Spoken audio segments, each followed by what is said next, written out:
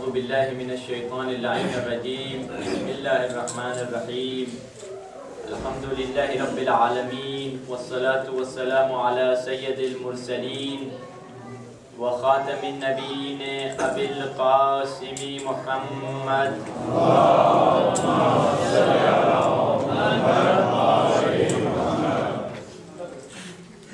وآلہ الطیبین طاہرین المعصومین. دعائے سرکار امام زمانہ. بسم اللہ الرحمن الرحیم.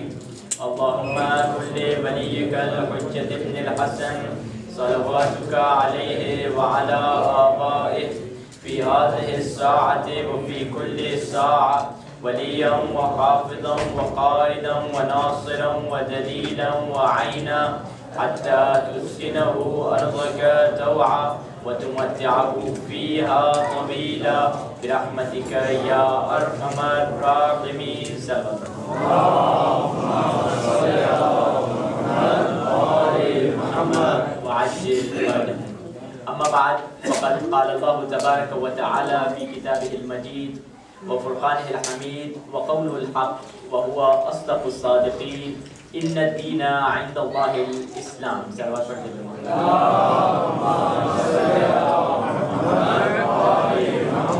وعجل فرجہ. خداوند متعال قرآن کریم میں ارشاد فرما رہا ہے کہ لوگوں اللہ کی نگاہوں میں اللہ کی نظروں میں جو دین ہے وہ دین اسلام ہے. اب عزیزان محترم خداوند متعال نے دین اسلام کو کیوں بھیجا اور کس لیے بھیجا؟ دین اسلام آیا ہے انسان کی ہدایت کے واسطے، انسان کو سیدھا رستہ دکھانے کے لیے اور انسان کو کامیابی کا رستہ دکھلانے کے لیے آیا ہے. کیونکہ ہر انسان کامیابی چاہتا ہے اور دین اسلام بھی انسان کو کامیابی کا رستہ دکھلانے کے لیے آیا ہے. اور اسلام نے دو اہم چیزوں کی طرف ہمیں متوجہ کرنا چاہا. ایک تم کس چیز پر یقین رکھتے ہو اور ایک دوسری چیز کیا چیز تم کرتے ہو. یعنی تمہارا خیال میں تمہارا ایمان کس پر ہے جس کو ہم اپنی زبان میں اصول دین کہتے ہیں، اور تم کیا کرتے ہو جس کو ہم اپنی زبان میں فروع دین کہتے ہیں. یہ دو چیزیں ہیں جس کی طرف اسلام نے ہمیں متوجہ کیا. اور اس مجالس کے سلسلے میں جو ہماری ابتدا رمضان کی ابتدا سے جو سلسلہ چل رہا تھا اس میں ہماری گفتگو ہو رہی تھی اصول دین کے متعلق اور اسی طرح فروع دین کے متعلق کہ اسلام نے کہا کہ کبھی فروع دین میں انسان اپنی طرف سے رائے نہیں دے گا. فروع دین میں ہمارے لیے ضروری ہے کہ ہم تقلید کریں. اور اصول دین میں کیا ہے؟ اصول دین میں ہم تقلید نہیں کریں گے بلکہ اصول دین میں اپنی تحقیق کریں گے. یہ نہیں کہ اپنی کس طرح کی تحقیق کرنا چاہیں بلکہ ایک صحیح تحقیق کریں گے تاکہ ہم خود سمجھ سکیں، کنونس ہو پائیں کہ اگر خدا ایک ہے تو کیوں ہے، اگر رسول خدا نبی بھیجے گئے ہیں تو کیوں ہیں، اگر خلافت امام علی کا حق ہے تو کیوں ہے، اگر قیامت ہے تو کیوں، اگر اللہ کا عادل ہونا ضروری ہے تو کیوں. یہ تمام چیزیں جب انسان ریسرچ کرے گا پھر جا کے ایک پرفیکٹ مسلمان بن پائے گا جو خداوند متعال چاہتا ہے. اور اصول دین کے متعلق اسی طرح فروع دین کے متعلق ہمارے شیعہ ہم اپنے بچوں کو اپنے نوجوانوں کو اسی چیز پہ انکریج کرتے ہیں کہ اپنے جو عقائد ہمارے پاس ہیں ان عقیدوں کو بغیر دلیل کے کبھی یاد نہ کریے. یہ نہیں کہ بابا نے مجھے کہا ہے کہ میں ماتم کرتا ہوں تو میں بھی باپ کو دیکھ کے ماتم کرتا ہوں. اس کی دلیل آپ پیدا کریں اور دلیل کے ساتھ جب انسان جو کام کرے گا اس کا ثواب کئی گنا بڑھ جاتا ہے. اسی لیے تو کہا کہ کوئی جاہل عبادت کرتا رہے بغیر دلیل کے عبادت کرتا رہے اس سے بہتر عالم کا سونا ہے. کیونکہ وہ عالم سو رہا ہے اگرچہ عبادت نہیں کر رہا مگر اس کے پاس اس کی ساری عبادتوں کی دلیل موجود ہے. دلیل اتنی اہم ہے ہر چیز کی. دلیل کے بغیر انسان کسی چیز میں بھی، اور رسول خدا یہ بھی پسند نہیں کرتے جیسے پچھلی گفتگو میں ہماری گفتگو ہوئی پچھلی مجالس کے سلسلوں میں کہ رسول خدا یہ بھی پسند نہیں کرتے کہ ہم خدا کو بھی بغیر دلیل کے خدا پر بھی ایمان رکھیں بغیر دلیل کے. اگر اللہ پر بھی ایمان رکھنا ہے اس کی بھی دلیل ضروری ہے.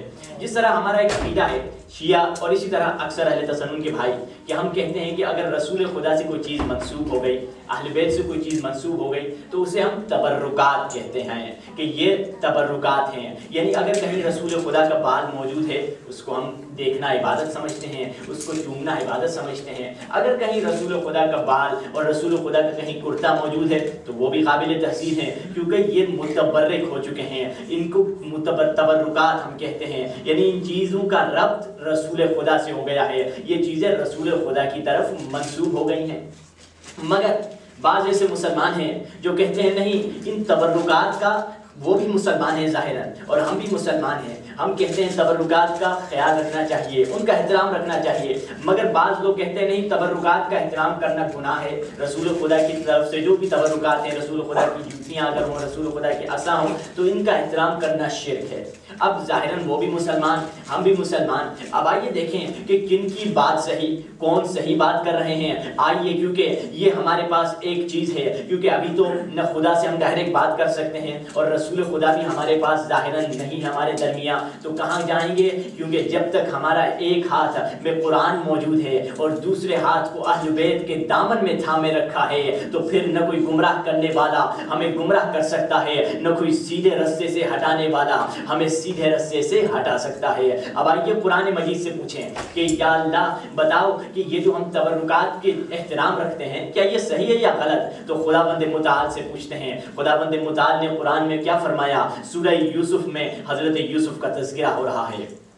حضرت یوسف کے پاس حضرت یوسف کے بھائی آئے اور کہنے لگے اے یوسف تمہارے باپ تو تمہارے یادوں میں رو رو کر اتنے روئے ہیں کہ اب وہ نابینا ہو گئے ہیں, اب ان کی آنکھیں سفید ہو گئی ہیں, اب ان کی آنکھوں میں نور نہیں رہا. تو حضرت یوسف نے کیا کہا؟ بڑا ان کو دکھ ہوا. انہوں نے اپنا کرتا اتارا اور کہا اذهبوا بقمیصی ھذا, اے میرے بھائیوں کیا کرو, میرے اس کرتے کو لے جاؤ اور میرے باپ کے پاس لے جاؤ اور میرے باپ کی آنکھوں پہ رکھنا, تو میرے بابا کی آنکھوں میں نور آ جائے گا. اور یہی ہوا. مصر سے یہ قافلہ چلا, کنعان پہنچا, یہ کرتا لے کر حضرت یوسف کے باپ کے چہرے پہ رکھا گیا. جب یہ کرتا حضرت یوسف کے باپ یعنی نبی یعقوب کے چہرے پہ رکھا گیا, نبی یعقوب کی آنکھوں میں نور آ گیا. اب عزیزان محترم, اس کرتے میں کیا عجیب چیز تھی, اس کرتے میں کیا خاصیت تھی؟ اس کرتے میں بس یہ تھا کہ یہ کرتا حضرت نبی یوسف کی طرف منسوب ہو چکا تھا.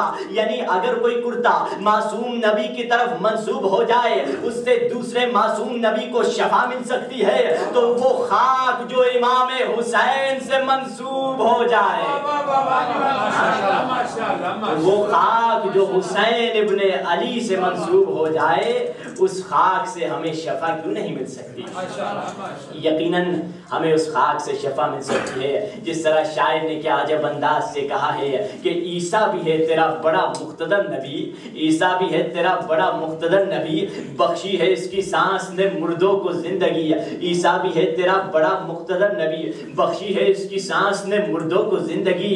لیکن حسین کس سے بیاں ہو تیری برتری, لیکن حسین کس سے بیاں ہو تیری برتری. عیسیٰ بھی ہے تیرے آخری نائب کا مقتدی, عیسیٰ بھی ہے تیرے آخری نائب کا مقتدی. جس خاک پر حسین سجدہ ادا کرے, اس خاک سے مسیح بھی حاصل شفا کرے.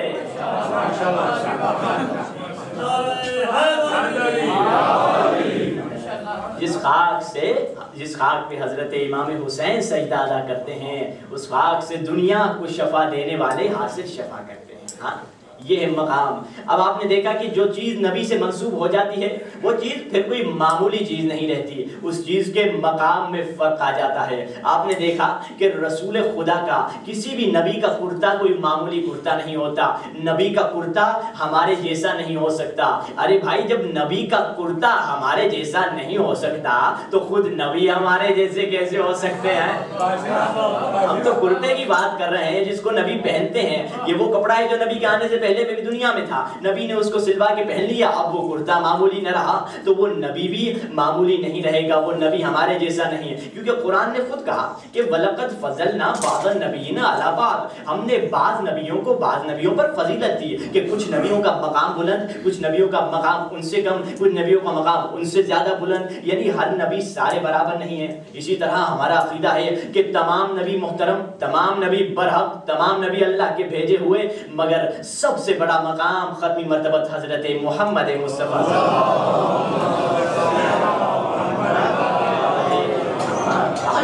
فرجہم, حضرت رسول خدا کا مقام سب سے بلند ترین مقام ہے. کیوں؟ کیونکہ وہ آخری نبی اور اللہ کے حبیب ہیں. دوسرے انبیاء سارے ایک طرف, میرے نبی ایک طرف. دوسرے انبیاء وہ ہیں جن کا علم بعد میں, پہلے خلقت. میرے نبی وہ ہیں جن کی خلقت پہلے, علم بعد میں.